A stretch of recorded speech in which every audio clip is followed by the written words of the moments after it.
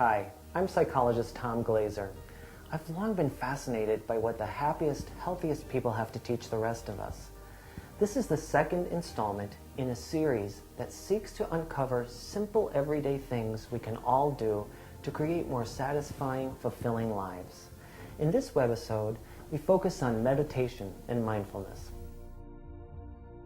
People are born with a sense of awareness. People are born with a heightened sense of awareness, that they're able to put themselves in that moment and see that moment and be in that moment and live in that moment. And that's where I think I separate myself from the people that I see every day, is that they're not present in their moment.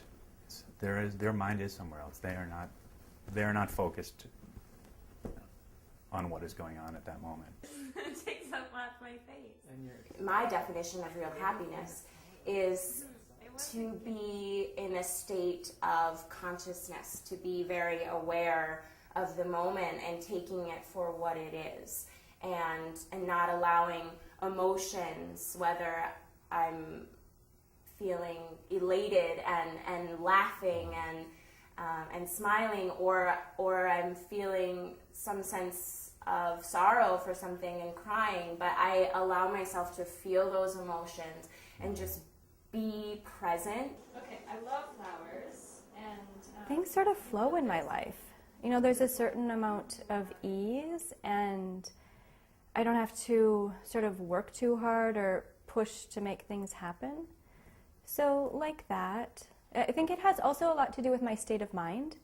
There's some way in which I'm sort of internally pretty clear and not sort of a lot of turning of the mind and thinking things over a lot. It's just a sense of contentness. We need to really begin with our minds, in my view. We need to begin with allowing the mind to calm, at least a little bit, so that we can be aware of our experiences, but also of our own thoughts and emotional reactions. Because if we're aware of them, then we can choose what we do with them. This is a little bit like what we're doing here today. That was staged. I am funny, and I know I'm funny, and I can bring that back to the seriousness of what we were just talking about before.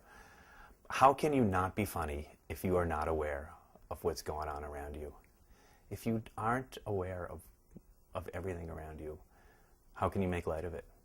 How can you bring it into context and compare it to something else?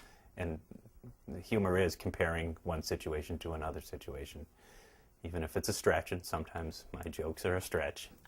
I'm fortunate that I have the knowledge that the present moment is a manifestation of everything that came before it.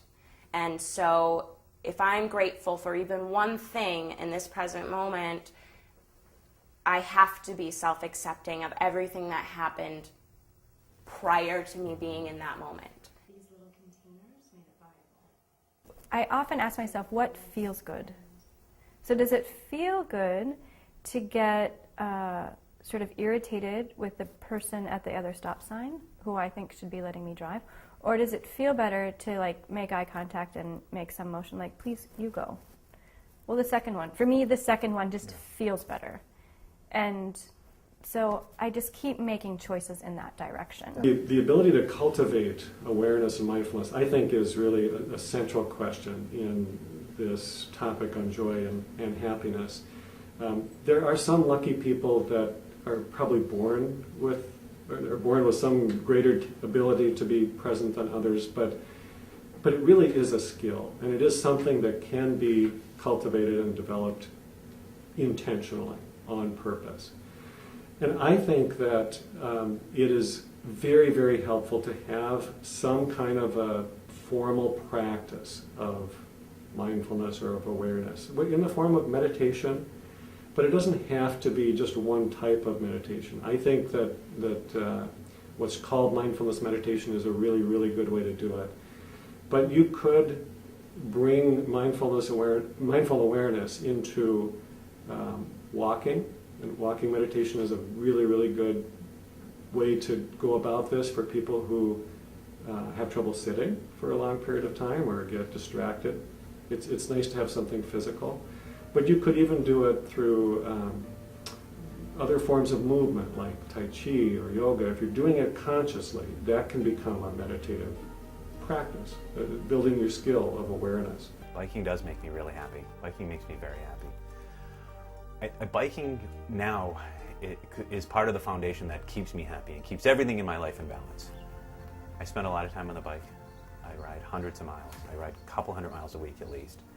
And I joke, people say, why do you bike so much? And I say, so I don't come home and chop my family up into little pieces. Not true, but it is what really just sets me right. I can get out there. It's meditative. It comes out of the breath, and it creates a sense of presence, and I meditate on that. And when I'm breathing and when I am able to do that, it gives me gratuity, and then I look at everything else in a light that